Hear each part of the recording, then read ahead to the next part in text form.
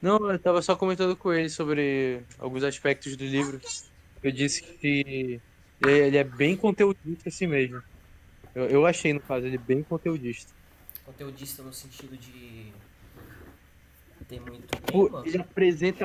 ele apresenta muitos conceitos, no caso. Tipo, é um livro, pelo que eu li, pelo que eu entendi, é um livro full focado em apologética, basicamente, em Sim, defesa. sim, é óbvio. É um livro. Ele, Sim, ele sim. coloca logo nos. Eu posso estar errado, mas nas primeiras páginas do livro ele já Ele, começa dizendo que, olha, ele já coloca. esse livro aqui é para dar porrada, entendeu? É para bater. É exatamente isso. O Eu, tipo, objetivo do livro é ser hostil mesmo.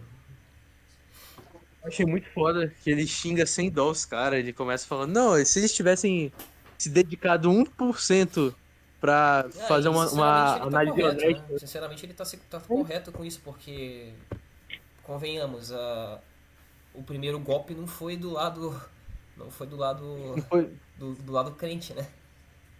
Sim, sim. Ele só tá. Acho que eu Eu mandei pra fiquei. vocês um. Eu mandei para vocês um podcast aí do Edward Fraser, participando de um podcast, né? E dentre outros temas, naturalmente o host do podcast aborda o Última Superstição, né? Que meio que trouxe o Fraser para o debate público como filósofo, né?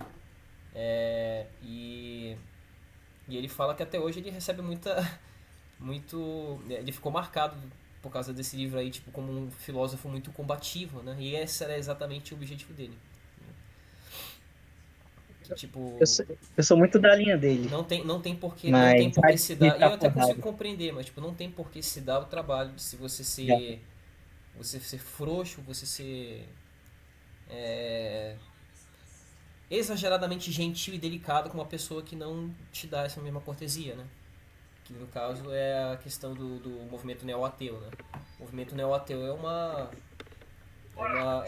intelectualmente é ridículo, né? Não tem intelectualidade. Intelectualmente é completamente ridículo o movimento neo-ateu. Então, Ateu e, protestante, né? Que quer não, extinguir a religião. eu não entro nem na questão dos protestantes, não. Eu entro mais na questão do movimento neo-ateu mesmo, porque o movimento neo-ateu, o pessoal chama lá os quatro cavaleiros do apocalipse cristão, né? É o Daniel Dennett, o Richard Dawkins, o Christopher Hitchens e tem outro filho da puta, que esqueci o nome lá. São Falei os quatro. Ah, protestante, o Sam falei errado. Harris, É o o Sam ateu Harris. revolucionário. Daniel Dennett, Sam Harris, Christopher Hitchens e Richard Dawkins. Esses caras, nos anos 2010 aí, né? Nos anos 2000 para 2010, tava começando a perder força já. Eu acho que quem solapou, deu a cachapada final, né? Nesses caras aí foi o Phaser, né? E outros intelectuais que vieram depois dele, né? Que depois começaram a perceber, pô, o movimento é até ridículo, não tem nenhuma substância intelectual e filosófica que sustentando esse movimento. Então, Sim. não tem nenhuma, não tem nenhuma. É completa desonestidade intelectual. Então. E Cara, eu o fiquei. engraçado aqui, tipo, no Brasil, não sei se vocês têm muita experiência em conversar com pessoas seculares, talvez tenham, né? Mas você percebe que algumas. Por mais que a pessoa não leia, não saiba nada a respeito de o que é a Não média da pode. população brasileira, né?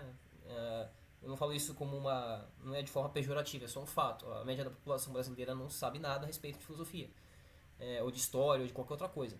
É, então você vê muito desses sofismas já manjados, que já foram rebatidos aí do movimento neo-ateu, desses espantalhos, dessas caricaturas aí que já estão rebatidas há uma década quase, né? Ainda estão sendo propagados pela maioria das pessoas hoje em dia.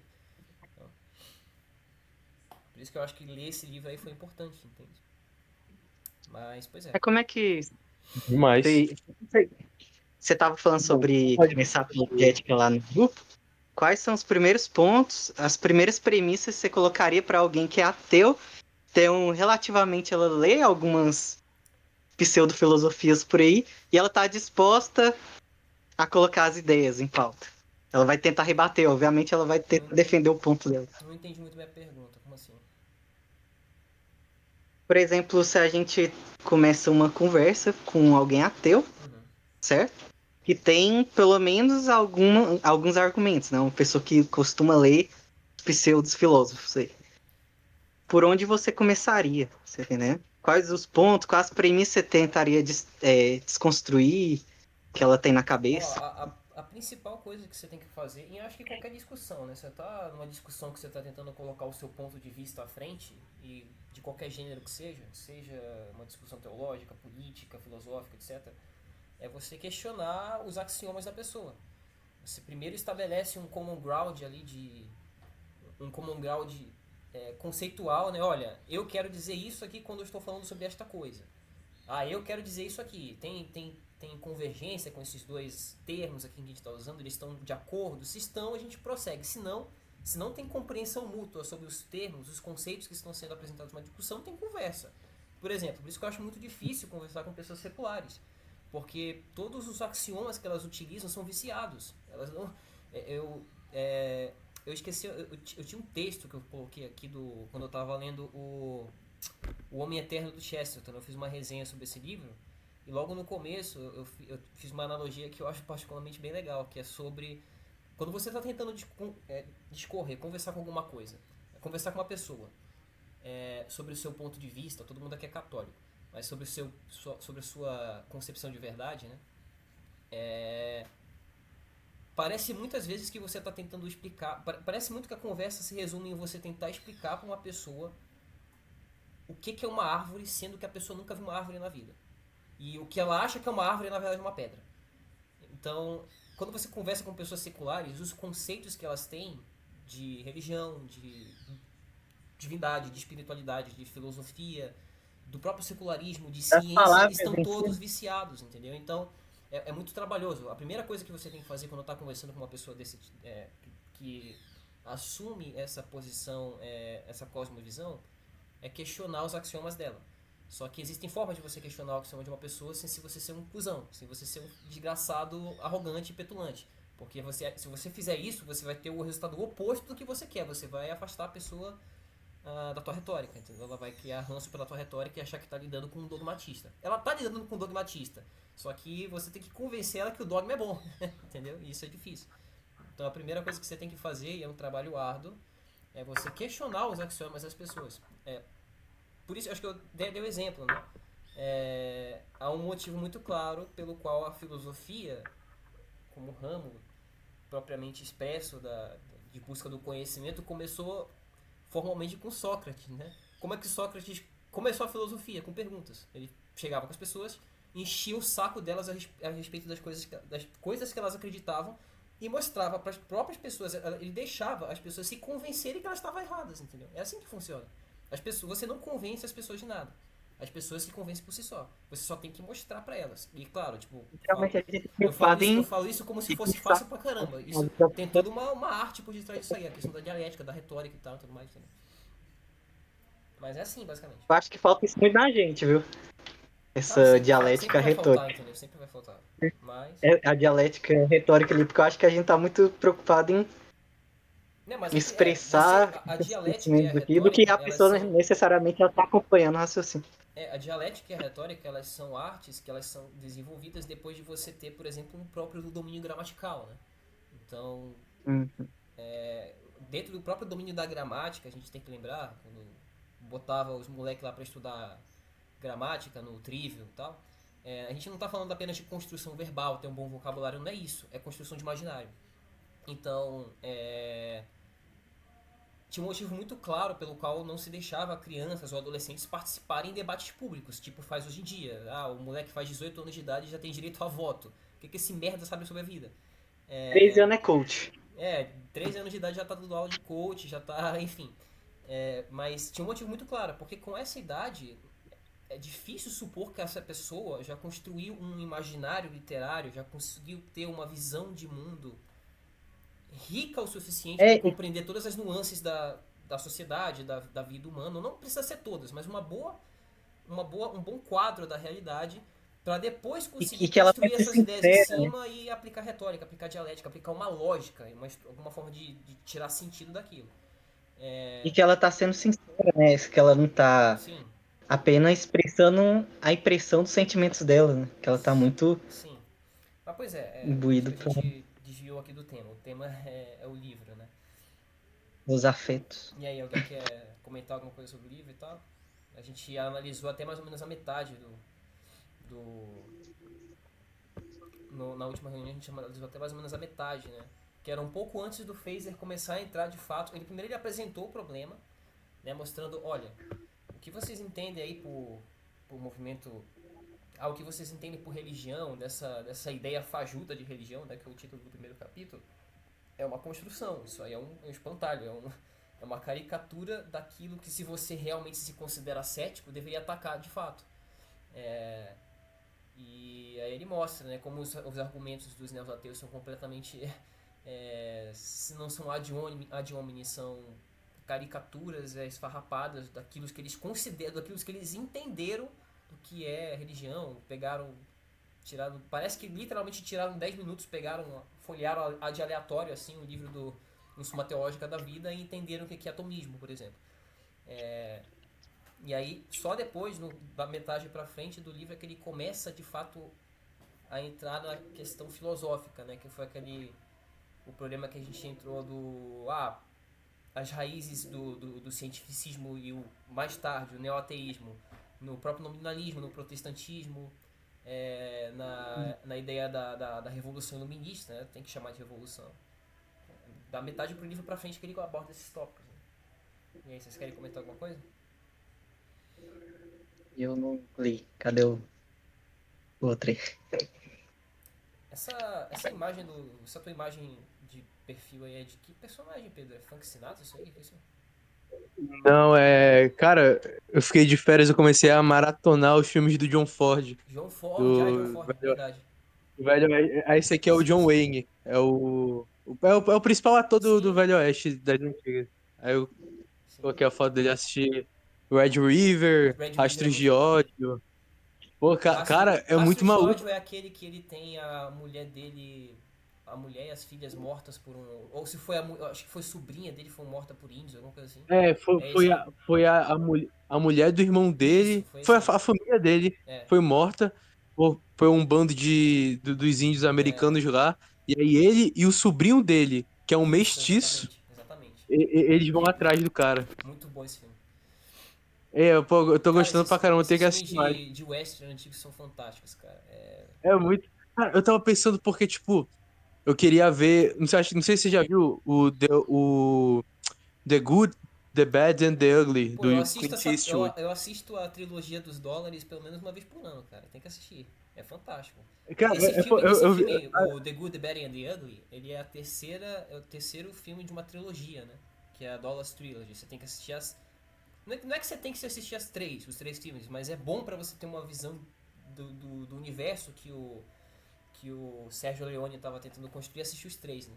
Que o personagem principal dos três filmes é o The Man with No Name, né? Que é interpretado pelo Clint Eastwood. sim, sim. Mas é Cara, fantástico. eu queria ver. É porque eu vi que tinha uma treta entre o John Wayne e o Clint Eastwood. Porque Ah, quando eu o não Clint sei, não Eastwood conheço. mandou. Basicamente quando o Clint Eastwood mandou o roteiro de algum filme lá, não sei o quê, do cara sem nome, né? Aí o, Uhum. o, o John Wayne pegou assim, ele falou: Isso aqui é uma merda, isso aqui não representa 1% do que é o verdadeiro Velho Oeste. Ele ficou puto e jogou o roteiro fora, tá ligado? Mas enfim. Mas é Então, fantástico. continuando no tema, né? Voltando lá um pouco ao tema. Cara, a pergunta que o Gabriel fez sobre, tipo, o que você faria primeiro conversando com alguém secularista, eu acredito que seria usar a questão, tipo, da causa final. Tipo, tudo é destinado para algo, tudo tem um destino e partir daí a minha argumentação. Porque, assim, a não ser que seja alguém realmente. Eu tô pegando alguém médio. Alguém médio, realmente, se eu falar isso pra ele, cara, tudo que é feito para algo. Quando essa pessoa para um segundo para analisar, ela fala, pô, de fato, tudo que eu, sei lá, um marceneiro faz uma cadeira para algo e tal, enfim. A não ser que seja alguém, tipo, realmente muito doutrinado assim a falar, não, e tipo, enfim, começa a falar que as coisas em si não têm sentido, né? Que na verdade esse é o tema do capítulo 5 Ó, que é se eu quando. fosse, só pra gente interromper um pouquinho, Pedro, se eu Teologia, fosse né? pegar por estatística, a maioria das pessoas que eu converso, elas não precisam ser, assim, muito doutrinadas não, sabe? Eu acho que o estado natural do indivíduo médio hoje em dia já é ser isso aí. A maioria das pessoas que eu converso, Caraca, assim, em conversas, assim, casuais, sem nem entrar na questão, eu não tô querendo converter a pessoa, só tô conversando com ela e surge, sei lá, temas de cunho filosófico, né? E a média das pessoas é acreditar justamente nisso aí, que não existem causas, que não existem finalidades, é tudo uma construção social, entendeu? A média das pessoas é isso aí, cara. Cara, é porque Tá um pouco mais profundo do que você acha o problema. no Gastar meu, tudo que a é gente porque vai conversar aqui dá na pra ficar minha horas. média, na média das pessoas que eu conheço, elas ainda têm essa Ah, questão. que Eu bom não sei então, se que é bom. eu acho que é porque, assim, o meio é bom, entendeu? O meio É. que eu me meti é bom, mas eu não duvido que, de fato, pegando no geral, geralzão, a média seja essa. Uhum. Mas esse é o tema do capítulo 5, né? Que Descartes e o John Locke, tipo, eles perceberam que como a questão do aristotelismo e do escolasticismo estava muito forte ainda, mesmo com Guilherme de Ockham e essa galera, tipo, não foi tão abalado assim. Duns Eles Scotus, basicamente né? só. Eu queria estudar o pensamento desse cara, já ouvi falar. Duns Scotus. Sim, eu tinha visto um vídeo, na verdade, sobre ele. Eu não, eu acho que eu tô confundindo o nome, mas era alguma coisa Scotus também, o É nome do Duns cara. Scotus, só tem Que era ele. de uma... É Duns Scotus. É o único filho da Ah, puta que eu tem. acho que era ele mesmo. Que ele fez uma defesa da Imaculada Conceição. Mas, Ah, tipo, tudo bem. Era o é uma pensamento. coisa boa. Eu, assim, particularmente, eu achei a defesa. Não foi, O eu não próprio achei Guilherme eu de não achei um Ockham. argumento tão válido. O Guilherme de Mas Ockham, foi. ele era, se você for analisar assim, um católico muito fervoroso. Só que o problema dele é que ele era um católico tão fervoroso que ele se recusava, por exemplo, a acreditar que era possível você discernir em qualquer grau a criação, né? Que foi justamente o que levou ele a se apoiar de forma até irracional contra o realismo. Ele queria porque queria provar que o realismo estava errado, entendeu? E era isso. Apesar de ser um católico, já vi uma parte de orgulho, assim, dele, né? É, De enfim, considerar a opinião dele superior. Mas, enfim, essa parte do capítulo 5 eu achei complicada. Pra você ter ideia, porque a filosofia moderna já é complicada porque ela tenta explicar um monte de axioma. Basicamente, a tese moderna do início, pelo que o Fraser descreve, ok, a gente não pode romper tão forte com a questão do escolasticismo. Outros tentaram, mas tipo, não foi levado a sério justamente por romper dessa forma. E a opinião geral, ninguém tipo, acreditava que isso era possível. Então, eles começaram com uma coisa que talvez poderia ser pequena, que era afirmar que não há uma causa final, mas somente a causa eficiente. É basicamente esse o pressuposto. Só que, tipo, isso já entra numa. Já acabou com tudo. Só aí. O aonde próprio. eu não lembro onde foi que eu li. Tô tentando lembrar onde foi que eu li isso. Mas ou você aceita a verdade 100% ou a verdade ela é meio que binária, né? Essa parada de que a realidade está mais ou menos em sombras de cinza. Não é necessariamente o caso. Se você tira um pouquinho da verdade, ela já não é a verdade, já é outra coisa, né? Já é alguma elacubração. Então, esses problemas aí de ficar Essa é uma tentando cara boa. mascarar, tipo, não, legal, todo o tomismo e o realismo é maravilhoso, com exceção dessa ideia dogmática de causa final, entendeu? Isso aí a gente pode tirar, entendeu? Aí, dado 300 anos depois, você tá com o iluminismo, entendeu? É isso, você tá com o secularismo iluminista, você vai erodindo a verdade pouco a pouco até que ela não tem mais nada, entendeu? Sim, tipo, cara, é um negócio muito absurdo, porque meio que o Fraser passa quase um capítulo inteiro afirmando que pressupor causa eficiente é pressupor causa final e o porquê disso. Tipo, pelo Sim. menos em parte do capítulo, né? Em parte do capítulo o objetivo é esse. Mas eu achei achei quase macabro, na real, aquele caso do. Cara, peraí, deixa eu pegar o PDF do. É um caso de um casal. Só que eu esqueci Ah, o nossa nome desse senhora, isso casal. aí é horrível. Eu não E- conhecia esse É isso. exemplo aí. Eu achei que era alguma invenção do Phaser, Bom, eu fui ver que não existe mesmo. Esse casal aí. Sim, De. Eles era são Pet. linguistas, alguma coisa assim, sei lá, pô. Neurocientistas, são uma Era, parada aí. era, era Pet alguma coisa. O nome era Patrícia, alguma coisa Uhum. assim. Esqueci, É o casal de esqueci o nome. neurocientista que quer reconstruir toda a forma Toda a linguagem. toda a expressão humana para descrever fenômenos psicológicos objetivamente quantificáveis, né? O que é Sim, absurdo. é curioso. literalmente, tipo, aquele exemplo de você estar perto de uma fogueira e você sente calor. E aí, tipo, os caras querendo tirar isso pra falar, não, o que está acontecendo é que as partículas as Empirista partículas do radical, seu né? Empirismo radical. Ó, eu tenho uma pergunta é, interessante, um bom exercício de, talvez, de retórica. O Gabriel perguntou mais cedo como você faria para convencer uma pessoa secular, ou não convencer, qual seria o primeiro passo que você abordaria para conversar com uma pessoa secular que tem essas ideias enraizadas na cabeça? Um bom exercício de Ver o nível e a retórica. Calma. personalidade. Um bom exercício de retórica, então. Por que a gente não deve fazer isso? O que esses dois neurocientistas proporam aí? Tudo bem, você pode dizer que é ridículo, mas por que é ridículo? Por que você sim, Eu não peguei o exemplo, não peguei o exemplo. Porque é mais ou menos assim, Gabriel. É o que acontece. O Fraser, ele chega numa parte do livro em que ele está discutindo como essa ideia de a gente tentar... É porque a filosofia, a metafísica moderna, dá para dizer assim, né? A ciência vai dizer que não, ela não tem metafísica, mas ela tem. Ela tem um projeto filosófico e, portanto, ela tem uma metafísica intrínseca. Que é justamente tentar descobrir toda a realidade natural possível de forma objetiva e quantificável. Se não for possível colocar, quantificar o quão verdadeiro algo é, aquela coisa a gente não pode dizer que é verdadeira. A gente tem que abrir a dizer que está aberto a possibilidade para os olhos da ciência nem existe, né? Por exemplo, um cientista de cunho cientificista, né, que é 99% hoje em dia, vai se abster de sequer cogitar, debater metafísica. Porque para ele é uma ciência inquantificável e, portanto, não pode ter pressupostos de É verdade empírica, né? quantificável nela. Então, sequer vale o esforço de você debater aquilo. É um exemplo. Isso é a teleologia da ciência moderna. Beleza, o Fraser ele chega e ele mostra por A mais B que a ciência moderna chegou a isso aí. Ela é isso aí hoje em dia. E aí ele dá um exemplo prático desse tipo de raciocínio. E eu acho que é um casal de neurocientistas de uma universidade europeia aí, que eles têm uma tese bem... Pat e Paul Churchland, o nome É, deles. eles têm uma tese... Eu acho que eles são neurocientistas, não tenho certeza. Não lembro.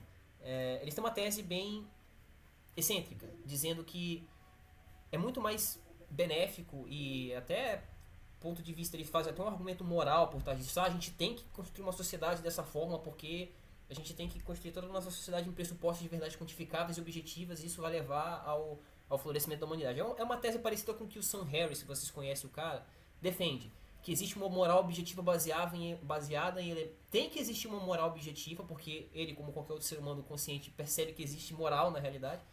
E ele tenta quantificar, ele tenta encontrar uma moral que seja justificada de forma em algum tipo de elemento quantitativo. No caso do Sam Harris, por exemplo, Materialista. no caso do Sam Harris, ele tenta argumentar que essa moral objetiva ela tem algum pressuposto psicológico ou neural assim que justifica o ser humano agir de certa forma, e isso vai dar resultados positivos no futuro. É tipo aquela ideia de tentar quantificar o altruísmo com base, sei lá, quanto isso vai preservar um gene, aquela parada do gene egoísta do Richard Dawkins lá. Beleza, esse casal aí, eles propõem que a gente modifique toda a nossa estrutura de linguagem para se abster para rejeitar descrições subjetivas de estados psicológicos. Por exemplo, um exemplo que eles dão que é bem ridículo, para eles não é correto ou não é prudente, não é legal para o projeto de humanidade que eles têm, você dizer, por exemplo, quando você se senta ao lado de uma fogueira que você está se sentindo aquecido. Para eles isso é uma expressão subjetiva de um estado psicológico. Porque para uma pessoa aquecido pode significar uma coisa e para outra pode significar outro, e isso vai gerar problemas na cabeça deles. O mundo que a gente tem hoje, os sofrimentos que a gente tem, é por conta dessa experiência subjetiva psicológica dos seres humanos. Na cabeça deles, então, a solução é encontrar uma forma de descrever estes fenômenos psicológicos e emocionais da maneira mais objetiva possível. Então, quando você senta ao lado de uma fogueira, o correto é dizer que você está se sentindo... As moléculas da fogueira estão aquecendo o seu corpo e isso está gerando serotonina no seu cérebro e te deixando alegre. Com que as pessoas se definem como alegre. Essa é a ideia desse casal, entendeu? E aí tem implicações ridículas que vão substituir isso aí. Mas, enfim, a minha pergunta se mantém. Porque, beleza, isso... Para qualquer pessoa com bom senso, isso é ridículo. Mas por que é ridículo? Entendeu? como vocês responderiam a isso? Depende, eu tenho que tomar eu tenho que supor que eu sou alguém secular tentando responder isso. Não, é simplesmente Ou. você. Não, vamos lá. É só tentar explicar, tipo, beleza, porque vocês podem encontrar um secular, um cara que esteja levando o ceticismo ao extremo. E ele diga justamente, não, beleza, então por que não é bom a gente fazer isso? Entendeu? Por que não é bom, então, sei lá, pode ser que seja prudente. Acho que o Fraser até usa esse argumento, né? Pode ser que esse casal aí esteja certo. Por que, que não é. O que, que impede da gente seguir esse projeto ontológico aí de descrever os nossos estados psicológicos de maneira com fenômenos neuróticos, neurais objetivos e quantificáveis? Por que, que isso não vai gerar uma sociedade boa, entendeu? Vamos tentar aí. Como vocês responderiam a isso? Da maneira que vocês entendem, entendeu? Porque não é uma questão simples de você destrinchar porque algo é ridículo, entende? Não sei se eu me daria o trabalho de começar falando. Eu tentaria, ele começaria a explicar e eu começaria a rebater o que ele tá explicando. Não. O que eu tô perguntando é Tipo, mais dentro da simples do que lógica. isso. É porque vai acontecer o seguinte: vai chegar Da alguém, vocês vão encontrar alguém na vida de vocês, ou em alguma situação cotidiana, que vai chegar a dizer uma coisa tão absurda quanto essa. E aí, no lugar de vocês, que estão se propondo a ser a pessoa que está segurando o bastão da verdade, né? Isso é um peso muito alto, muito grande. Então vocês têm que ser capazes de desarmar esse tipo de raciocínio frágil. Como vocês fariam isso? Como vocês provariam que esse pensamento é ridículo? Vocês têm alguma ideia? Não é tão Tá falando de simples uma assim. forma mais simples ou Não. você quer simplificar porque tá errado essa linha de raciocínio? Exatamente explicar por que este pensamento está errado. Convencer, exatamente. Beleza, a gente pode dizer que é ridículo, não faz sentido nenhum, mas do ponto de vista de uma pessoa secular, se vocês Então a gente vai encontrarem um tentar e você cético, vai. se A vocês gente vai encontrarem um tentar, cético vai dar filha um da ponto puta o de vista, aí suficiente, você fala depois. ele vai dizer, não, beleza, por que a gente não pode fazer isso? Entendeu? Vamos tentar. Tá, a gente vai tentar, depois você fala por cima. Você corrige a gente, bora lá, Não, vai lá.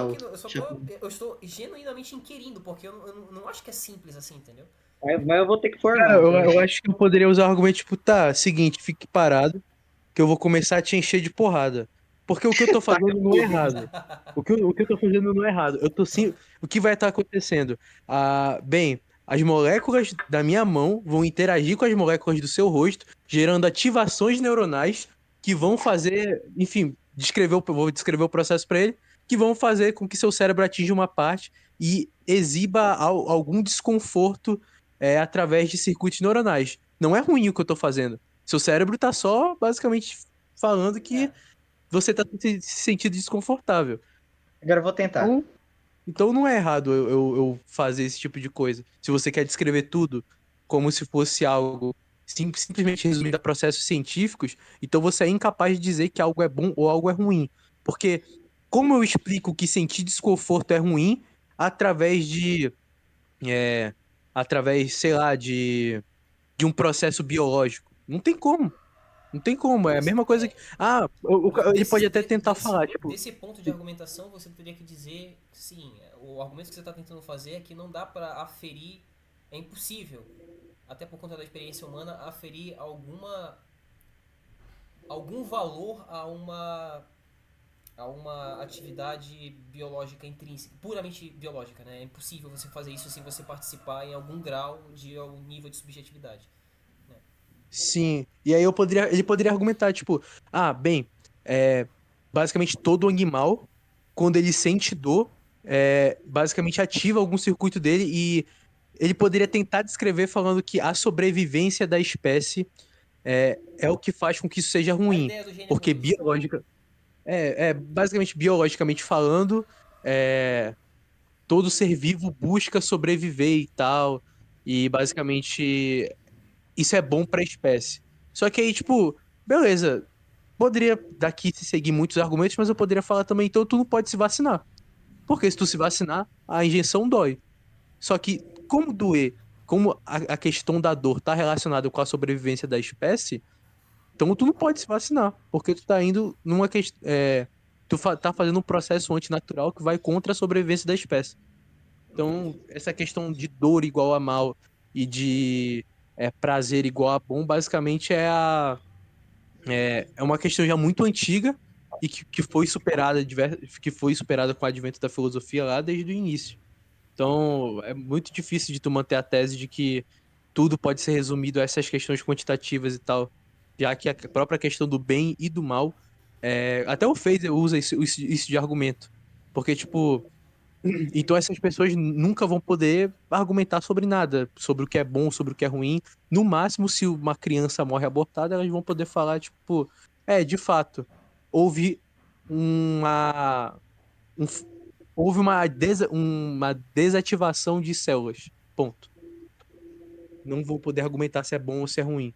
Sim, uma. Você, Gabriel, você queria falar alguma coisa, né? Diga aí. É, não sei, vocês estão falando desse exemplo aí, né, desse personagem no livro. Eu tentaria atacar mais que isso é meio paradoxal, porque essa tentativa. Eu não sei se eu entendi bem. Primeiro ele pareceu relativista, depois ele quis Não, não é que é ser relativista. objetivista Não é que e é relativista. materialista. Não é Tipo assim, ele não, quis, através do nominalismo. não, o que eu tô querendo propor aqui é um exercício de retórica, justamente isso. Porque você perguntou no começo, né? Ah, como que você faria para conversar com uma pessoa secularista? E o argumento que não é incomum você encontrar graus desse tipo de argumento ridículo que a gente vê no livro aí, por exemplo, de um casal de neurocientistas tentando basear toda a expressão de estados psicológicos em base com pressupostos assim quantitativos de experiência. A serotonina do meu corpo está variando porque os átomos. Biológico, né? É, você vai Você encontrar explicar muita gente. tudo Não, eu não estou dizendo que no vai contexto chegar a esse biológico. extremo. Não estou dizendo que vai chegar a esse extremo. Mas vocês vão encontrar muita gente que vai usar argumentos parecidos com isso aí. Entendeu? E aí. Depende. Primeiro eu ia virar pra ele e você é triste. Não, você não pode. Isso aí Claramente é um você ad não é hominem. Isso é um feliz. ad hominem. Você não pode fazer isso. Isso é um ad hominem. Porque Quer dizer, você pode fazer isso, mas para efeitos de argumentativos eu acho que não vai ser bom, entendeu? Percebe como é assim, simples? se a verdade é objetiva, é porque eu não entendi a segunda parte, como ter uma objetividade em cima Não, é simples. da Vamos lá, vamos biologia, lá. né? É É simples, é simples. puramente É simples.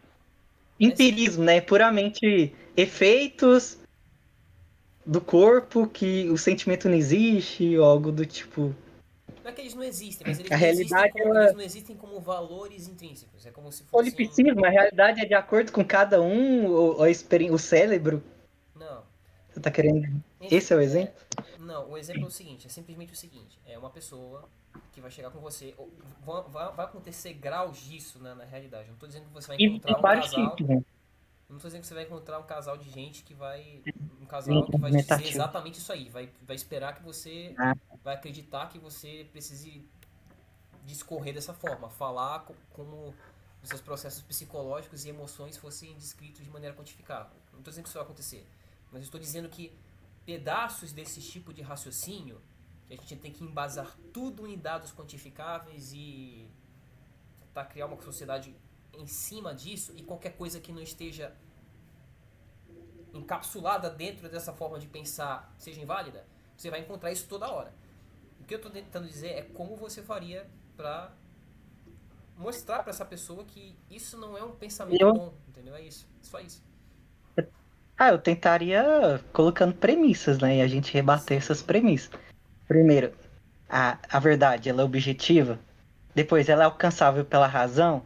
O único método é o empírico ou também tem o filosófico científico? Pela, pela lógica, você tá entendendo? Tipo, metafísica. Aí eu teria rebatendo quais são as premissas. É, Aí, exato. não, Inclusive é não uma coisa, sei, o tipo, por Phaser exemplo, ele responde esse exemplo, mas eu posso estar errado, mas eu acho que é assim. Ele mostra que essa tentativa de no exemplo específico, né? De a gente vai ter. Por que não seria bom? Ou por que não é prudente essa ideia de você tentar encapsular toda a realidade, toda a verdade conhecida ou possivelmente conhecida com pressupostos quantitativos e objetivos, né? Verificáveis cientificamente. Ele não, a princípio, sim, rejeita. É isso que eu tentei propor. Ele não rejeita a princípio, ele só questiona. Ele tenta mostrar a base ontológica do negócio, mostrando, olha só, o que esse pessoal está tentando fazer na verdade é só jogo de palavras. Porque você ainda vai estar descrevendo você ainda vai estar descrevendo um efeito que tem uma causa. Entendeu? Então você vai estar apenas mudando a forma como você se expressa. Então, as premissas pela qual a realidade ainda opera, causa e efeito, estão lá ainda. Ele dá um exemplo parecido com esse, quando quando um dos ele está criticando algum movimento filosófico, eu não lembro qual é, acho que é o relativismo, dizendo que a gente não pode dizer que se a gente diz que, sei lá, o universo existe e tudo que existe tem de ter uma causa anterior, isso pressupõe em última instância a um Deus, né? Que é o argumento do motor primário. Aí os críticos vão argumentar que não é necessariamente o caso, que pode muito bem acontecer de, sei lá, a gente viver num universo que não tem causa. E aí a gente vai tentar Sim, encontrar uma maneira de argumentar isso aí. nesse ponto aí, eu gosto muito do canal Só para terminar meu do raciocínio, Romo, para não né? perder aqui. Falei. Mas aí beleza, os críticos vão chegar dizendo que não, pode ser só o caso, não é necessariamente que é o argumento do empirismo, né, do rei David Hume.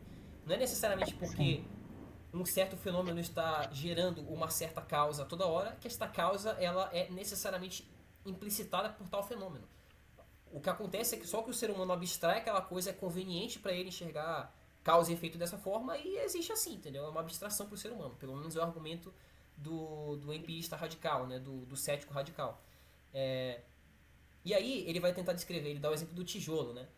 Eu arremessei um tijolo e o tijolo bateu na janela e a janela se estilhaçou. O erro do ceticista, aí, do empirista, é não reconhecer que este evento, arremessar um tijolo numa janela e a janela quebrar, é um evento, se você for destrinchar, infinitamente complexo e que existem causas que podem ser puxadas desse evento ad infinito. E não é porque você mudou a forma como você abstrai esse fenômeno que a realidade como ela mesma deixou de se comportar dessa forma. Como assim? Ele dá um exemplo lá, a gente pode chegar a dizer que nada impede que a gente diga, ele tá afirmando a respeito dos críticos do realismo, né? Dessa ideia de que efeitos têm causas. Né? A gente pode dizer que 1 mais 1 produz 3. Né? A gente pode viver num universo que tem uma convenção nominal, uma abstração, que explique o universo dessa forma. E isso não e isso funcionaria para o ser humano. Não significa que esta abstração reflete uma realidade. É apenas conveniente para o ser humano. Isso é, em essência, o argumento nominalista. Só que aí o Fraser mostra que existe um problema intrínseco nesse raciocínio. Que é só porque o fato de você estar abstraindo a coisa de uma certa forma que a coisa deixou de se comportar como ela de fato é. Então, beleza, você vai ver agora no universo que, sei lá, a unidade 1 mais cachorro produz, sei lá, pirâmide. Mas isso ainda é um pressuposto lógico, entendeu? Ainda é um axioma lógico. Você nunca vai conseguir pegar 1 mais, sei lá, árvore e produzir uma pirâmide. Sempre vai ter que ser 1 mais cachorro e produz pirâmide. Ou no caso do casal de neurocientistas aí, beleza, você ainda vai estar. Você vai reconstruir toda a teleologia humana para se comunicar e se expressar de forma quantitativa, objetiva. Beleza, mas isso não significa que os fenômenos intrínsecos que estão ocorrendo de maneira abstração de valor dentro do ser humano, a percepção de causa e efeito, etc., vão agir de forma diferente. Você só está reconstruindo a forma como o ser humano se comunica. Você não está atacando, você não está reestruturando a percepção de valor do ser humano, entendeu? Então, claro, esse exemplo que o Fraser dá, essa forma de argumentar, ela é muito sofisticada. Mas, em essência, o que ele está fazendo aí não é diferente daquilo que eu falei no começo. É apenas ele está atacando premissas. Ele está pegando a premissa ele está desmiolando a fundo a premissa do argumento. E eu não creio que exista melhor forma de você debater com alguém do que essa. Você não pode deixar escapar premissas. Você tem que tentar entender o que a pessoa compreende, o que ela entende por verdadeiro e, entre aspas, atacar. Não é bem atacar, né? Mas se focar lá, entendeu? Porque é lá que a pessoa vai construir todo o resto dela. Então, se você está atacando as abstrações aqui em cima, é pouco provável que você vai ter sucesso em convencer, entre aspas, eu uso essa expressão com cautela, né? Convencer, é difícil você convencer alguém de qualquer coisa. Mas na minha visão é impossível você fazer isso se você não ataca premissas, entendeu? Então, é um exemplo. Bom, o Fraser ele é filósofo, né? Então é claro que ele deve ter estudado lógica, então é muito mais fácil para ele. Mas você pode fazer graus disso com qualquer pessoa, você pode fazer isso com qualquer conversa. Ataque as premissas, ataque o cerne da coisa e não fuja dele, não se distraia dele, entendeu? Não fica preocupado com a ofensa que a pessoa ataca na tua direção ou com, sei lá, o espantalho que ela joga. Ataca as premissas, entendeu? Vai nas premissas. O erro tá nas Tem premissas, entendeu? que levar em conta quem que é a pessoa que tá do outro lado, né? Porque tem as pessoas que elas estão se preocupadas ali com a verdade, outras elas só estão Mas aí você claramente já pode. Aí sentimentais. você já não pode fazer nada. Aí já tá fora do teu escopo de Mas ação, né? levando Você em não conta pode que controlar a o. pessoa do outro lado, Você não pode controlar a pessoa que levando você em tá conta que, discutindo, entendeu? Se for um cuzão, se for uma levando pessoa em que não está conta, aberta a conversar, paciência, entendeu? levando em conta que a pessoa tá do outro lado, ela tem um mínimo de honestidade, né, intelectual. Eu sempre dou Então, esse exemplo. esse, Eu sempre, é um exemplo que eu dou com certa frequência. Eu tava discutindo com dois colegas protestantes meus sobre teologia, normal. A gente não tava nem entrando em questão de catolicismo nem nada. A gente só tava discutindo teologia, coisa da Bíblia. E do nada, um deles, literalmente do nada, quando ele descobriu que era católico, começou a me questionar a respeito de Maria. Simplesmente do nada. Eu não joguei a conversa pra frente, até porque eu sabia que se eu começasse a conversar a respeito dessas coisas, quem ia começar a me atacar eram eles. Porque quem se ofende com a questão dos dogmas marianos são os protestantes. Se você não acredita. Eu sou da ideia, beleza, os dogmas são alguma coisa que tem que ser, entre aspas, provado. Realmente, está correto dizer que o ônus da prova está do lado dos católicos. Mostrar que aquilo é uma verdade irrevogável primeiro, para depois se tornar um dogma. Mas isso já foi. Se você for estudar, você vai ver que é uma verdade irrevogável. Por isso que é um dogma. Mas enfim, começaram a me atacar lá. E beleza, eu tentei me defender da maneira que dava, né? Até porque, enquanto um deles me atacava de maneira até meio que ofensiva, é difícil você manter a calma nesse momento. Então você vai cometer alguns erros retóricos, normal. E o outro, enquanto o outro me atacava, ele estava com o chat GPT do lado, me bombardeando com um monte de versos bíblicos sem contexto, dizendo como o dogma mariano estava incorreto, entendeu? Beleza, nessa conversa aí, a gente levou e tal, consegui desarmar a situação, eles ficaram quietos lá. Um deles, depois, veio no meu WhatsApp, no meu privado, querer conversar comigo mais sobre esse tema. E o outro não, entendeu? Então, tipo assim, é uma prova de que você, quando você está conversando com pessoas, você não tem. Pode parecer óbvio dizer isso, mas às vezes tem que ser dito, às vezes a gente se esquece. Você não tem controle sobre a forma como as pessoas reagem a respeito de certas coisas. Um desses indivíduos teve interesse, além da conversa, de querer aprender mais sobre o dogma mariano, sobre a igreja católica depois disso, e o outro não, cagou, entendeu? Eu não posso fazer nada a respeito. Eu tenho que ficar feliz que pelo menos um deles ficou mais interessado do que o outro, entendeu? E é isso, é o que dá pra fazer. É uma atitude, acho que é a atitude sobre saudável de se ter quando você tem conversas, especialmente, eu não sei há quanto tempo vocês são católicos, eu sou há pouco tempo, mas eu acho que eu já coloquei bem isso na minha cabeça, que quando eu acho que é saudável a gente colocar na cabeça que quando a gente está conversando com pessoas, a gente sempre tem que assumir que a gente, por ter a posição que a gente tem, vai ser escrutinizado. A gente vai tomar porrada, entendeu? É isso. Porque não é uma posição comum. Primeiro que é uma posição muito difícil de se defender, não no sentido de não ser verdadeira, porque ela é verdadeira, mas ela é difícil de se defender justamente porque ela é verdadeira. Que nem o Chesterton fala, né? Defender o catolicismo é difícil porque existem 10 mil razões para ele ser verdadeiro, entendeu? Você tem que saber essas 10 mil razões. Se você não souber, você vai se perder em algum elemento ali, entendeu? Vai parecer que o teu raciocínio é fraco. Então é uma boa. que as pessoas também elas são imediatistas, elas querem resposta ali, mas não estão dispostas a ver toda a linha, né, que leva aquela argumentação. Sim, pois é, então acho que é uma Elas são atitude imediatistas, prudente, por isso que eu são fragmentadas. acho que foi bem pontuada a tua questão no começo. Como você conversa com uma pessoa secularista e tal, um ateu, não sei. É difícil, O meu você já ponto que eu vai ia falar começar em agora, desvantagem simplesmente pelo fato de você ser católico. É isso. A pessoa, a média, 99% da população acha que nós somos retardados, que nós somos dogmáticos imbecis, entendeu? E a gente já começa em desvantagem por causa disso. que eu penso assim. Primeiro, tem que levar em conta que se a outra pessoa ela tá disposta, né, a chegar à verdade. Porque são muitas premissas, igual você falou, são mais de 10 mil. São vários pontos a ser colocado que muitas vezes não vai conseguir ali em Sim. uma conversa de 1 hora, 2 horas. Então tem que ser algo que a pessoa tem que estar ativa e não passivamente, né? Tem, tem vários. Tem um canal do Romulo, que você falou que já conhece.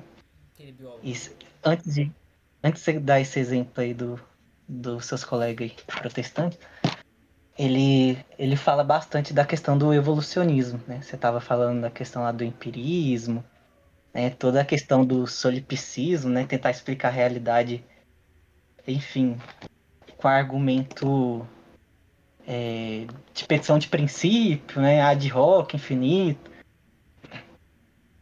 E eu acho muito interessante porque os primeiros pontos que eu ia atacar é algo que eu já sei que é a semente que está plantada na cabeça da pessoa, que é o evolucionismo. Certo. Por mais que eu não ia conseguir, eu não ia ter, né, esse arcabouço assim, mas a pessoa provavelmente não ia ter e o tanto que ela tem eu talvez Mas conseguisse. é aí que eu tava Debater. querendo. É aí que eu tava querendo mostrar, entendeu? Porque como eu falei, você, tendo a posição filosófica e cosmovisão que tem, já começa em desvantagem. Porque para você convencer, entre aspas, eu coloco sempre aspas nessa palavra, convencer o outro indivíduo que ele está errado e que você está certo, você tem que ter essa base. Se você não tiver essa base, o seu argumento vai ser fraco, entendeu? Então, por isso que eu não acho que seja uma boa estratégia.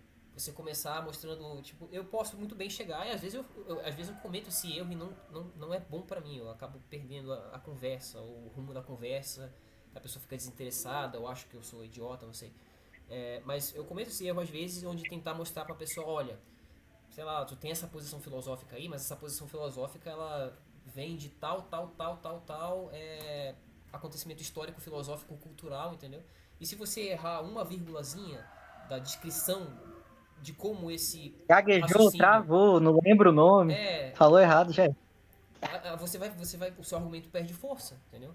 Por exemplo, você vai defender que a Igreja Católica, você vai debater, por exemplo, contra o mito da legenda negra, né? Que a Idade Média foi a Idade das Trevas, não sei o quê, e depois com o colonialismo hispano-português foi o inferno na Terra e tudo isso foi patrocinado pela Igreja Católica. Você vai tentar debater e dizer que não é bem assim. Você sabe que não foi bem assim e você está correto, é verdade. Só que você consegue explicar como. Entendeu? Você consegue explicar todos os eventos, acontecimentos históricos que provam para o outro indivíduo que a posição dele está incorreta. Se você não consegue fazer isso, Talvez a seu gente precise argumento. de todos, mas é Se interessante você. treinar, né? Por que eu falo, por Não, exemplo, a eu não gente estou dizendo que treinar? você não tem que fazer. Eu não estou Aí eu dizendo que coloco você no não tem papel, que. quais são as premissas que estão na cabeça da pessoa.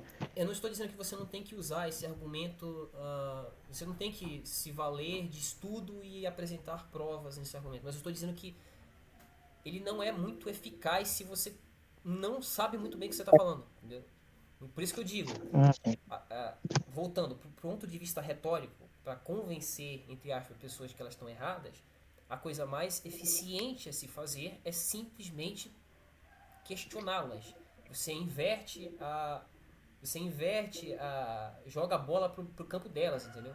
Beleza, a pessoa detém aquela posição lá secularista, neo-ateia, de construtivismo social. É, Se você for uma pessoa que tem um arcabouço intelectual grande, você vai conseguir convencê-la de que ela está errada se você tiver 3 horas de tempo, né, para mostrar para ela todo o desenvolvimento filosófico, teológico e intelectual da humanidade. Se você não tem esse tempo, é mais produtivo você simplesmente questioná-la, mostrar como existem falhas internas no raciocínio dela, na lógica dela, entendeu? Entendi. Fazer a pessoa tentar procurar esses erros, né, Exato, porque históricos aí. exatamente é mais produtivo é mais produtivo se você mostrar pra Pra pessoa ela. que existem inconsistências pra ela mesma. Tipo, é mais fácil a pessoa se convencer, achar que foi uma ideia dela, entendeu? Que tem inconsistências no raciocínio dela do que você tentar impor isso nela.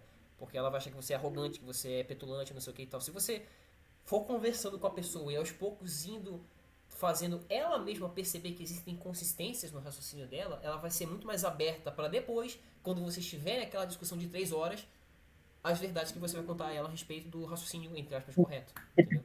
Tem muitas premissas que ela colocou sem ela realmente, né, ter visto a Exato. verdade ali. Exatamente. Então, essa é a maneira mais.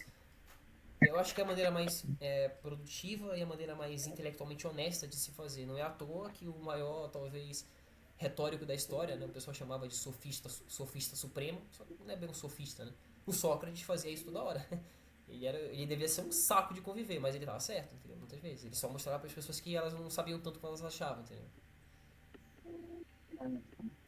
E é isso. E a gente ficou um tempão sem Isso. falar do livro, mas é basicamente isso, né? O Phaser, ele Uma- mostra no livro, né? Eu acho que o último capítulo dele é bem condizente, é a vingança de Aristóteles. Porque você não foge dessas. Você pode fazer malabarismo intelectual, você pode se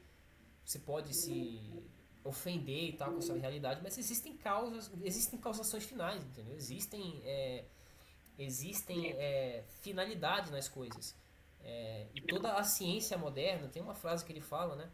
Toda a ciência moderna, todo projeto iluminista moderno aí, é uma tentativa de deixar Deus fora da porta, né? Ele usa essa frase, eu acredito.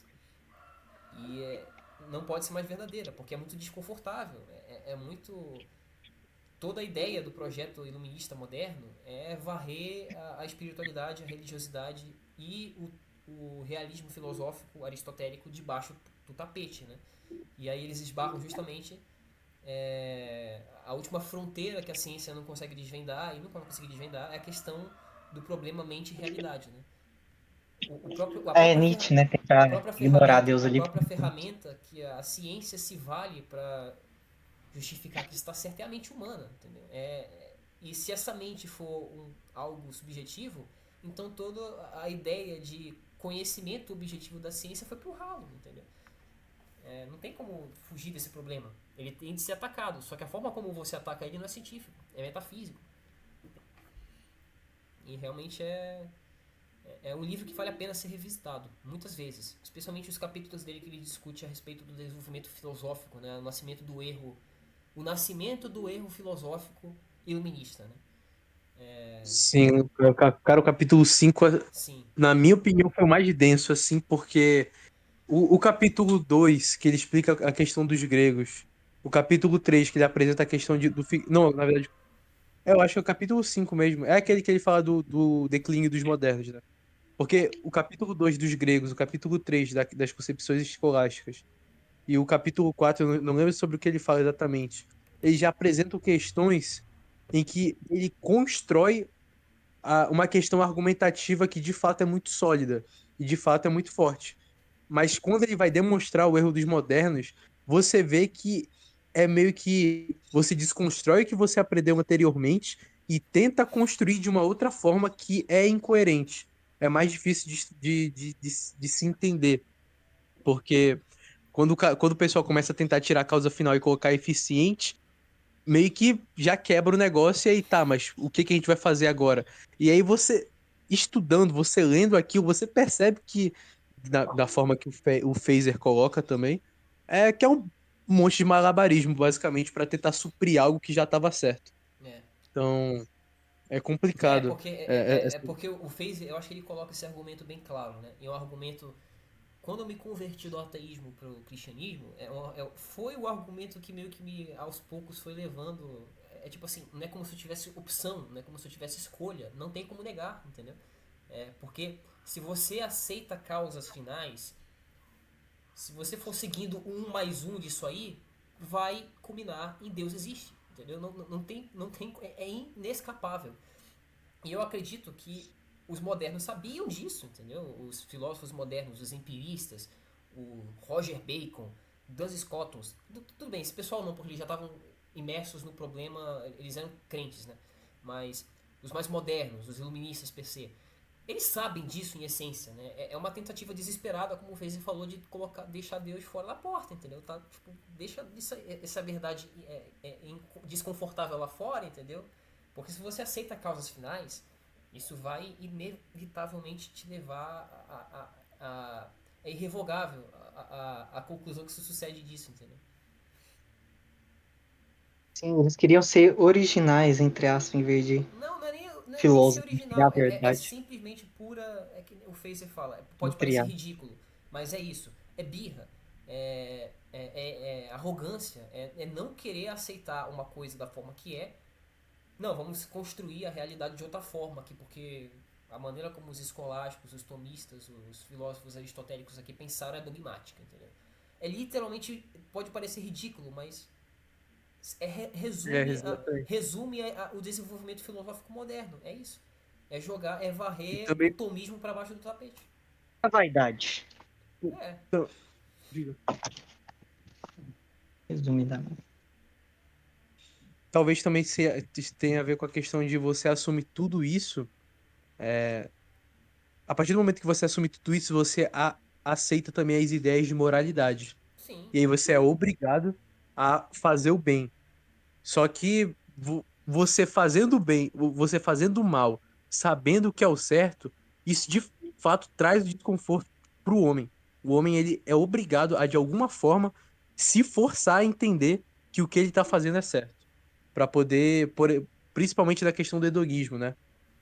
Toda a questão do hedonismo, se você, a partir do momento que você convence alguém do que é o certo e do que é o errado, meio que, apesar da pessoa fazer algo com prazer, ela vai sentir o desconforto de saber que o que ela fez foi errado.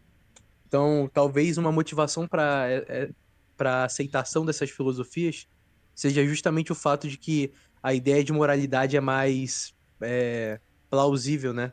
Eu posso eu posso fazer tais coisas. Eu acredito que seja um argumento do porquê A ela se educação da popularizou. vontade, ele fala sobre isso aqui no início.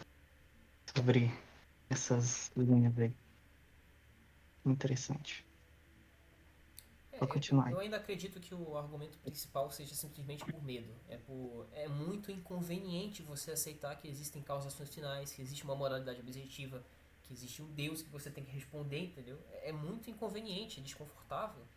É, não é. Sim, Não é. Se você for colocar na mão de qualquer pessoa, sei lá, não muito preocupada com a verdade, etc., é inconveniente pra caramba, entendeu? Você tem que responder sobre as Olha o absurdo, você ter que responder sobre as coisas erradas que você faz, sobre. Ah, eu vou ter que viver em eu vou ter que me sacrificar pelas coisas, olha só. Uau, que negócio horrível. É, é uma realidade muito desconfortável. Eu acho que foi Chesterton. Eu acho que eu li em Chesterton, foi. Dizendo que. Eu acho que foi no Homem Eterno, não tenho certeza. Mas a ação de você olhar para o crucifixo, né, é um ato de conversão muito. Simplesmente olha. Olha por horas por aquilo ali e tenta compreender o que significa. É a coisa mais desconfortável que tem para o ser humano compreender. Porque aquilo ali mostra que a força motriz do drama humano é sacrifício. E isso é uma verdade extremamente desconfortável de ser. Do ponto de vista, sei lá, do ponto de vista, por exemplo, do gênio egoísta do Richard Dawkins, né, de que a gente tem que fazer as coisas para sobreviver no futuro e tal, é a coisa mais antilógica possível. Por que você vai se sacrificar se o objetivo último da realidade é sobreviver, é perpetuar a espécie, é não sei o que e tal? Por que você vai ter atos de autossacrifício, entendeu? Sofrer, por que você precisa fazer isso? Mas é isso que a realidade aponta pra gente, entendeu? É muito desconfortável. Por exemplo, eu sempre olho, né, a questão da reforma protestante. Por que a reforma protestante aconteceu? Ah, os protestantes vão berrar, vão dizer que não é o caso e tal, mas é porque é uma realidade mais conveniente do que a verdade católica, entendeu? É, não, não por coincidência, todos os governos seculares, todas as coroas, quase todas apoiaram o movimento da a reforma protestante. Os alemães, os ingleses, os holandeses e tal, porque era muito conveniente. Tira, mina poder de uma instituição que fala que você tem que se sacrificar, entendeu? É, então, são formas de tentar fugir da realidade para uma realidade mais conveniente, entendeu? Basicamente isso. sim, o cara é foda, né? Principalmente no mundo moderno que a gente vive hoje, em que, pô, prazer reina em tudo. É bem mais complicado com. Assim, depende. Porque como o prazer reina em tudo, as pessoas acabam tendo mais acesso a ele. Tendo mais acesso a ele, elas veem a consequência dele, e muitas vezes é isso que faz as pessoas repensarem, né? Mas por outro lado, tem aqueles que aproveitam o prazer e acabam não sofrendo as consequências dele, e esses são os piores. É uma frase, eu não lembro de quem, eu acho que eu ouvi no próprio professor Guilherme Freire citando, que se Deus te pune, se você faz coisas erradas e você se ferra por causa disso, agradeça, porque Deus está te dando uma segunda chance. Pior é aquele que faz coisas erradas e dá tudo certo pra ele. Sim, sim. Porque, porque a pessoa nunca vai ter a oportunidade de repensar aspectos da Vai, vida dela. No livro vai da. perceber o erro. Pode falar, cara. Não, você vai falar que nunca vai perceber o erro, só tava repetindo o que ele No falou. livro do Scott Hahn lá, Todos os Caminhos Levam a Roma, né? Tem ele escreveu em conjunto com a esposa dele, porque é uma conversão mútua, né?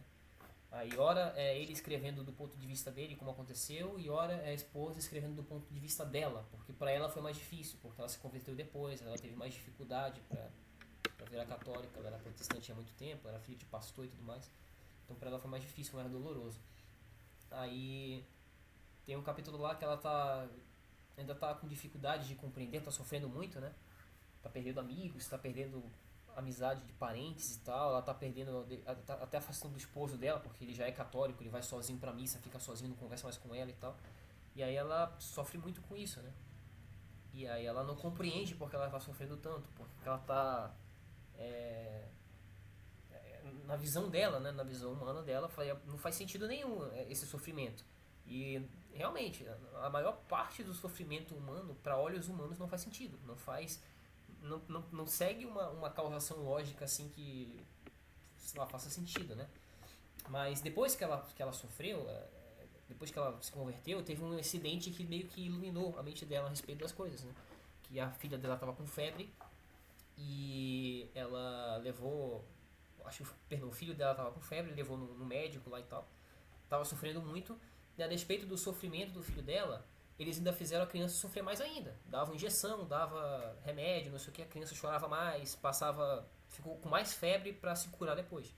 Então, o raciocínio a epifania, entre aspas, que ela teve, né, foi que, assim como um pai amoroso não priva o seu filho do sofrimento se aquele sofrimento irá curá-lo, Deus faz a mesma coisa com o homem.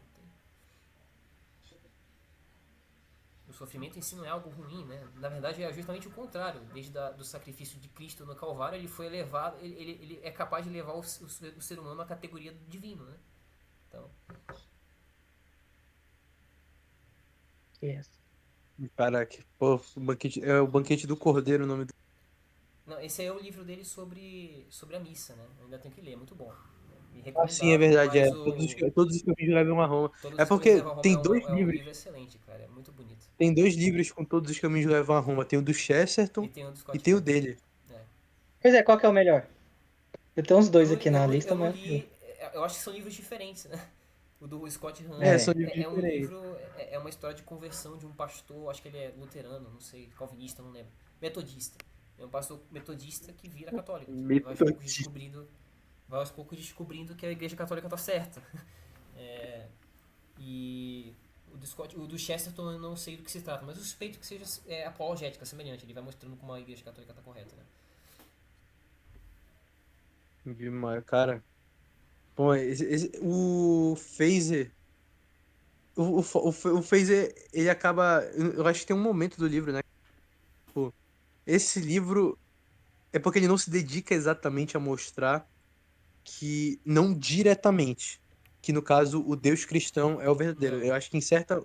ele não Em, faz cer- isso. em certa em certo aspecto, em certo momento do livro, ele até cita, tipo, algumas incongruências do islamismo, algumas incongruências. Ele não cita do judaísmo nem do cristianismo, porque isso aí já é outra discussão. Já é uma questão sobre Jesus de fato ser o Messias ou não. Sim, Mas, em certo momento do livro, ele ainda cita assim, algumas incongruências e tal. Mas, cara, é muito louco quando você assume a questão, o único Deus que de fato se cabe na questão da filosofia aristotélica, socrática, enfim, toda a tradição filosófica, É o Deus cristão. Ah, uma luz. Talvez o Deus judaico, mas quando você tem a prova É do. porque o Deus judaico é o Deus cristão, só que os judeus não sabem ainda, né? Exatamente. Eles só não sabem ainda. Quando- quando- Tanto é que o Phaser até fala, tipo, cara, assim, talvez o judaísmo e o islamismo poderiam entrar na discussão, mas quando você tem milhões de quando você tem uma das personalidades históricas mais bem documentadas possíveis, tanto na sua ressurreição quanto na sua vida, cara, é difícil você não aceitar, né?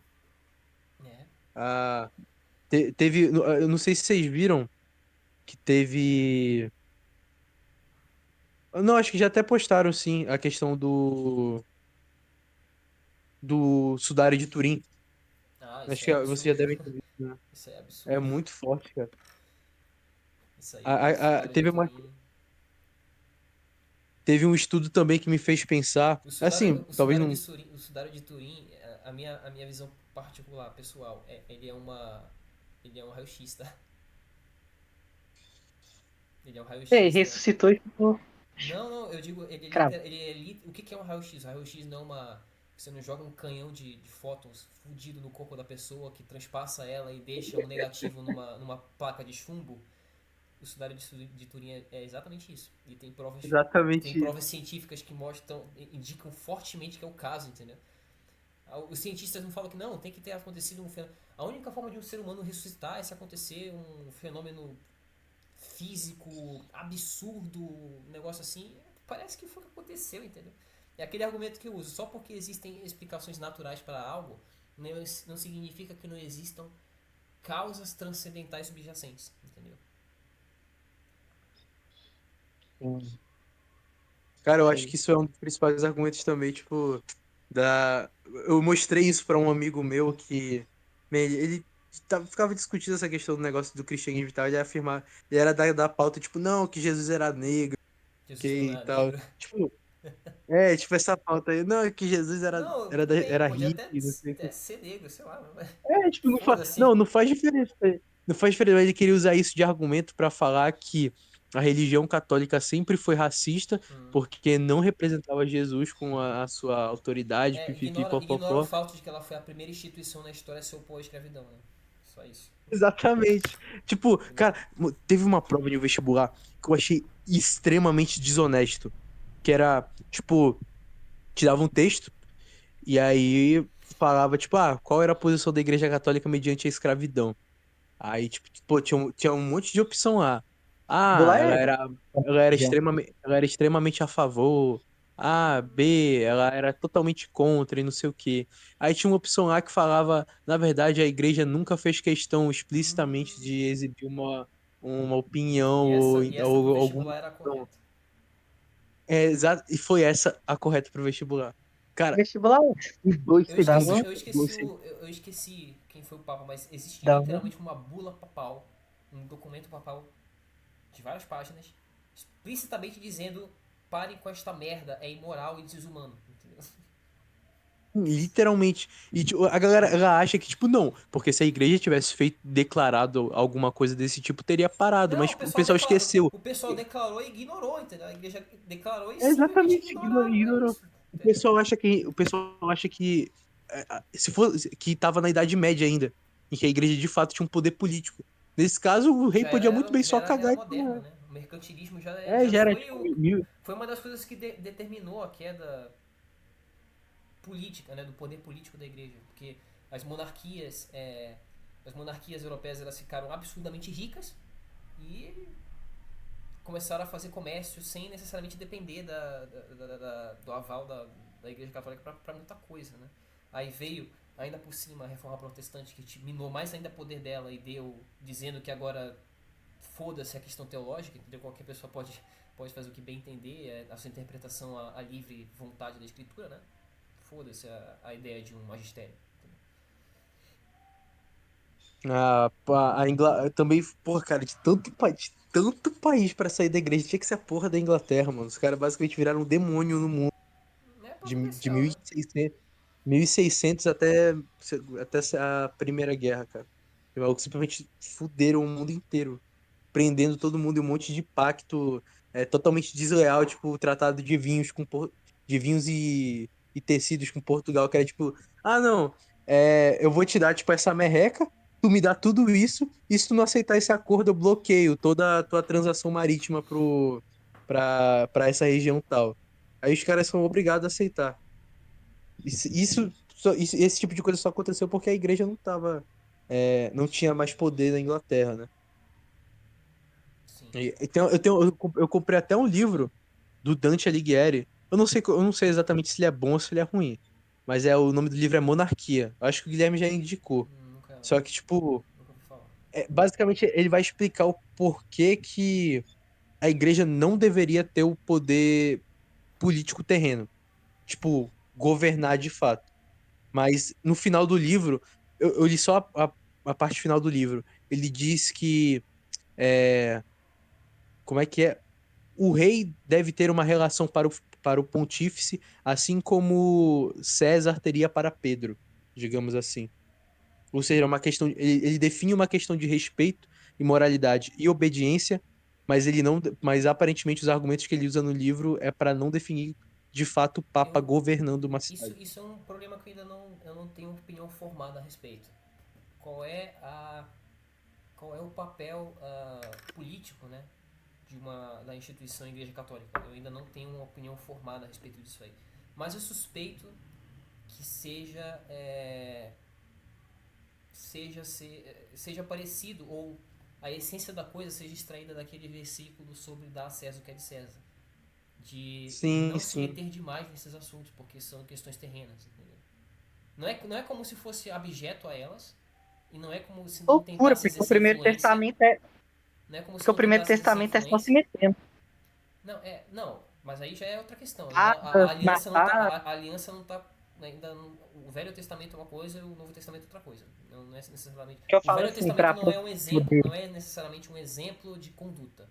Em alguns casos é, em outros casos não é uma análise binária assim, entendeu? Assim, mas eu tô Mas, falando de conquista, né?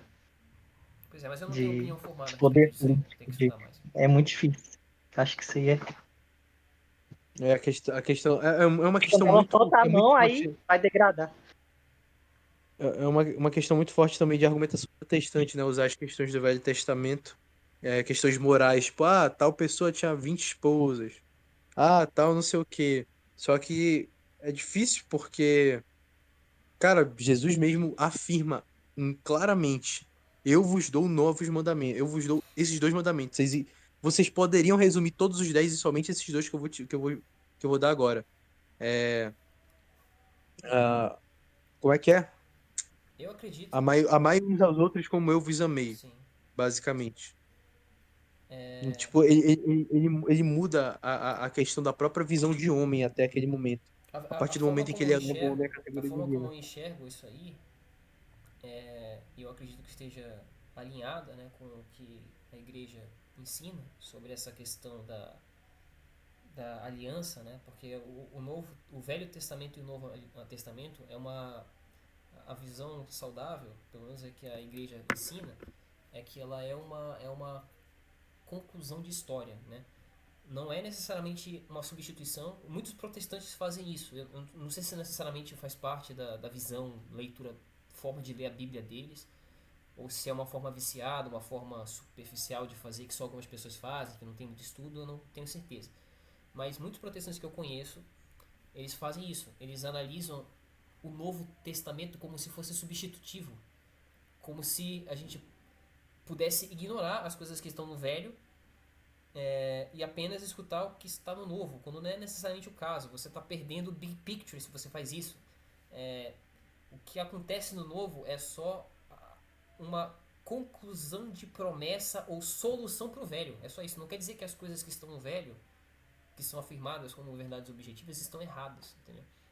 Por exemplo, existem vários paralelos poéticos, né? A questão de Lucas, por exemplo, fazer paralelos poéticos, né? Tipologia com a Virgem Maria, a questão da Arca da Aliança e tal. Se você pegar verso a verso, Samuel lá, sobre a Arca da Aliança chegando no templo, verso a verso é idêntico a Maria chegando na casa de Isabel e tal, é verso a verso idêntico. Então, O Novo Testamento faz esses paralelos poéticos toda hora com o Velho Testamento para mostrar que ele é a concomitância dele, não é a negação, não é a substituição. E muitos protestantes falam isso. Aí, por exemplo, você pode vir com o argumento de que certa coisa foi descrita no Velho Testamento. Aí o protestante vai falar: mas o Velho Testamento a gente já sabe que chegou aí o novo, né? Chegaram as boas novas. A gente pode, claro, eles não falam exatamente isso, mas a gente pode ignorar o que aconteceu no Velho. Não é o caso exatamente, entendeu? É o cumprimento da lei de uma forma inesperada. Né? É isso. A história de Jesus Cristo, a história do crucifixo é a coisa mais inesperada possível se você estiver se colocando nos pés ali dos judeus, né? Enquanto eles acompanham o cânone deles se desenvolvendo durante a história. É a história mais improvável possível. É a conclusão mais, entre aspas, original da história que tem, né? Todo mundo estava esperando ali um Messias, um líder messiânico militar, tá? Uma parada assim, né? E chega um cara que morre no Calvário, entendeu? E ainda mais depois, né?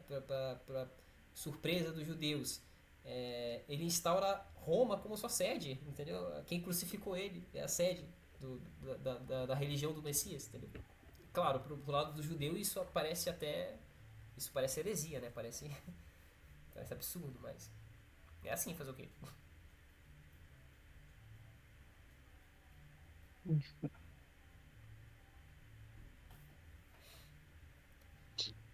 Bom, Aí. vocês têm mais algum comentário a fazer? Acho que não, cara.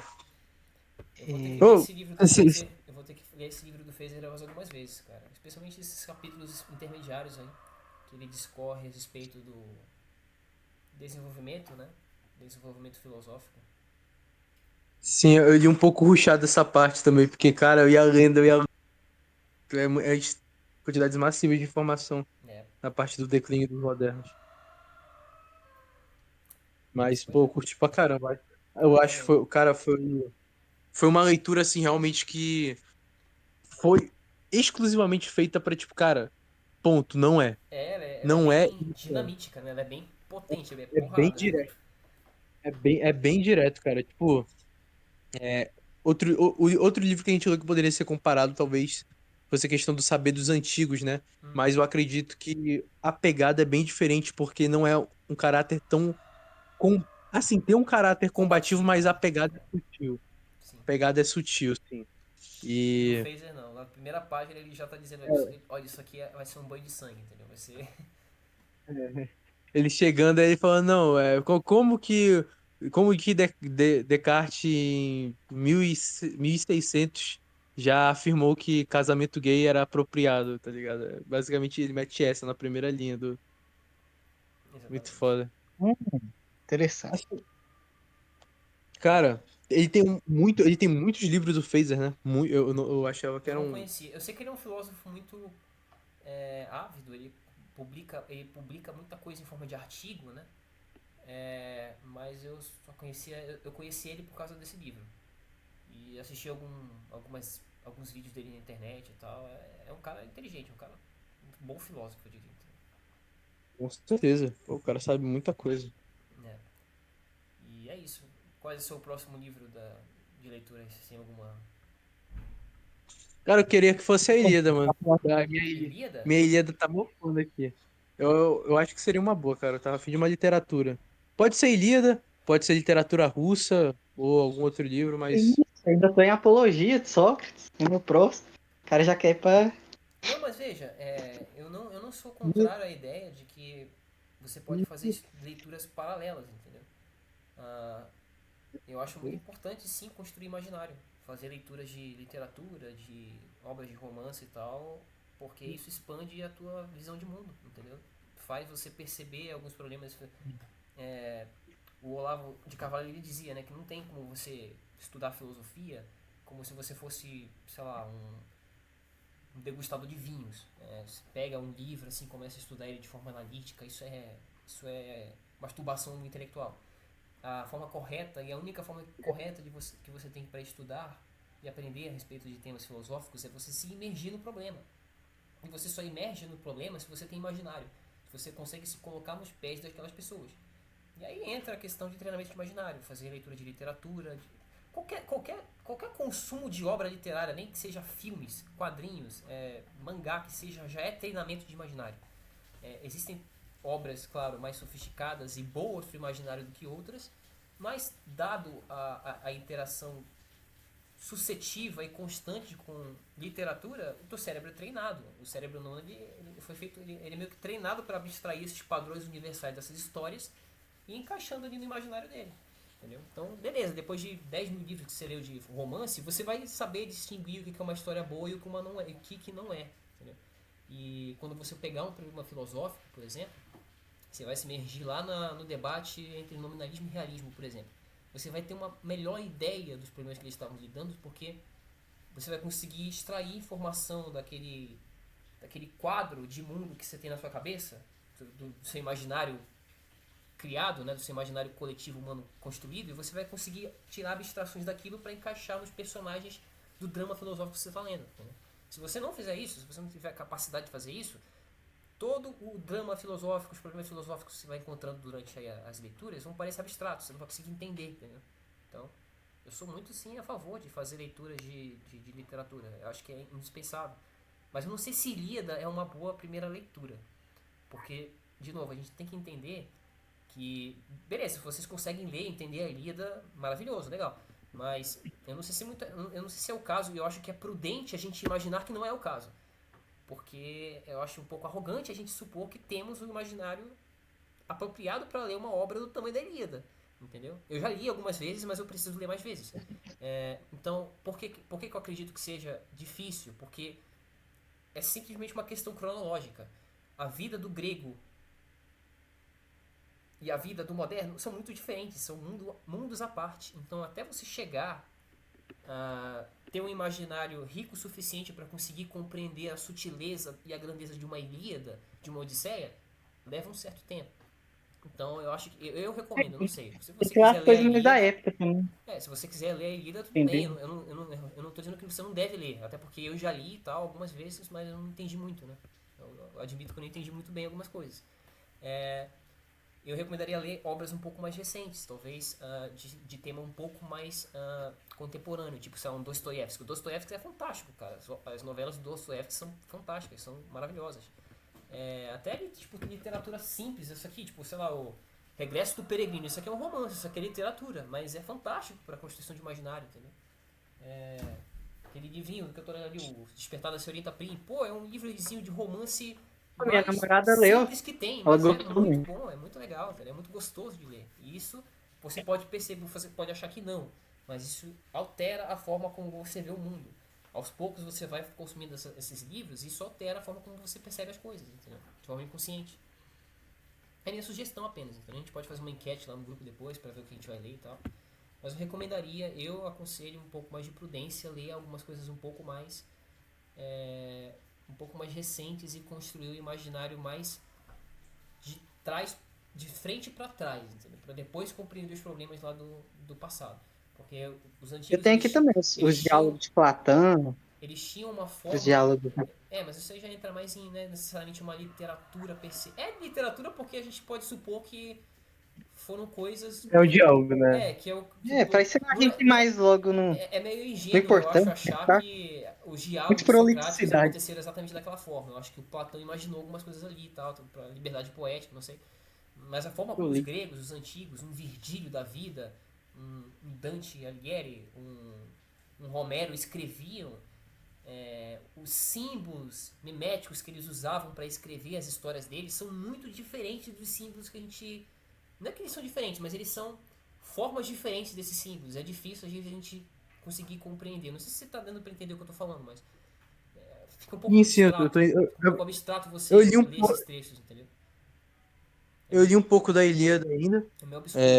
Mano, eu só consegui entender alguma coisa da Ilíada porque eu li a introdução do Frederico Lourenço que ele fez. Sim. E aí, tipo, ajudou a explicar quem era quem. Porque se o cara pega no grosso, não, eu vou ler a Ilíada. Abre o livro, primeira página, ele não entende merda nenhuma.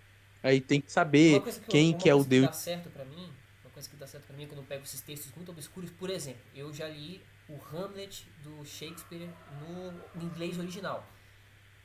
Eu vou ser desonesto aqui e dizer que eu entendi tudo? Não, eu entendi acho que 30% da coisa. Mas uma coisa que me ajudou muito a compreender foi assistir o filme. Tem um filme do Hamlet que é muito bom. Depois eu mando pra vocês aí. E ajuda, entendeu? Ajuda muito. Deve ter filme da Odisseia, da Ilíada, alguma coisa assim. Porra, se for pegar lá Cara, o, como Uma é que é linguagem o, muito ilustrada, o muita Troia, poesia. o Troia lá do Brad Pitt lá com não, o alguma coisa Aquiles tu e tal, de certa entende. forma é uma adaptação do. Você pelo menos consegue, tipo, consumir esse tipo de conteúdo é o ideal pra construir imaginário? Não diria que é, Alexandre o mas é Grande. alguma coisa, entendeu? Já te deixa situado mais ou menos ali na questão, entendeu? Nem que seja pra te dar auxílio audiovisual pra compreender a história, entendeu? Cara, eu tô hypado pra ano que vem. Ano que vem não sei quando vai sair, mas o mesmo cara que fez Interestelar, trilogia, o Christopher Nolan, Uhum. vai fazer um filme da Odisseia, cara. Porra, top, isso é Ele bom. eu tô hypando pra caramba.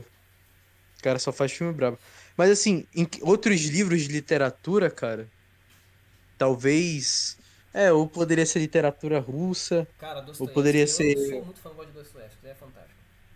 Eu já li Ou Os poderia ser Irmãos Padre. Karamazov, O Idiota e Crime e Castigo. Crime e Castigo eu acho que é meu Eu predileto, tenho só mas o jogador aqui que eu ganhei de presente. o jogador. Mas você acha que. Assim, Don Quixote, você acha que você já Ah, leu? é legal, é muito legal. Aí que tá, tipo, é uma literatura. É porque ela é simples, entendeu? Don Quixote não é muito complexo. Ele é longo e tal, é grande pra porra, mas é legal, Don Quixote é bom. Don Quixote é legal. Mas não é exatamente, tipo. Não, Não, não, não tá no mesmo patamar dos grandes clássicos, né? Em não, questão Don de Quixote mensagem. certamente faz parte dos clássicos universais. Aí eu colocaria, ele é basicamente ele é a, dá pra dizer depois do El Cid, né? Ele é a Odisseia da Espanha, pô, entendeu? Assim como os Lusíadas é a Odisseia de Portugal, El Cid e um pouquinho mais abaixo Don Quixote são a Odisseia da Espanha. É a forma Sim, espanhola de o que escrever uma epopeia do tamanho da Odisseia. Entendeu?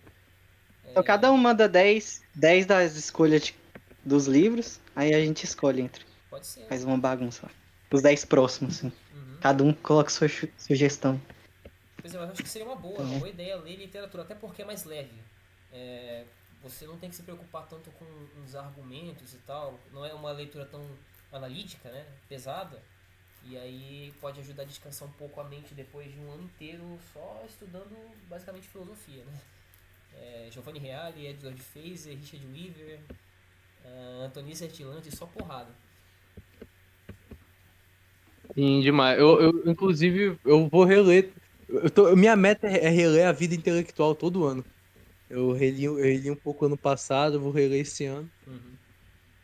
Mas é isso, então acho que fechou. Vou fazer uma Beleza, enquete lá no então. grupo. Aí eu vou colocar com opções de sugestão, né? Colocar alguns livros lá e sugestões e a gente o livro que for mais votado a gente lê. Entendeu? Cara, só uma pergunta: você já leu alguma coisa do George Bernanos? Não, não conheço. Ele fez o Diário. Não sei se você já ouviu o Diário de Aldeia, Diálogo das Carmelitas. Acho que você nunca ouviu, não, né? Hum, não, eu não consigo dizer com certeza. Não. É um que o Padre Lucas Mariano, acho que você lembra dele, ele sempre indica, cara. É aquele padre Questão que tem um chapeuzinho assim e tal, estiloso. Sim, ele mesmo, Top. ele mesmo. eu vou lá Ele então. sempre indica. É, até a próxima. Falou pra vocês. Boa, cara. Então, beleza. Coloca lá então de recomendação, entendeu? Não sei, a gente pode dar uma olhada. Beleza, então. O único lugar onde democracia funciona é nessas decisões É, inúteis, assim, entendeu? Tipo, o que a gente vai ler no próximo mês, entendeu? Aí funciona a próximo democracia. livro, sim. Aí é inofensivo, entendeu? Então é isso. Beleza, então. Fechou. Obrigado aí, Obrigado cara. pela presença. Até a próxima. Até a próxima.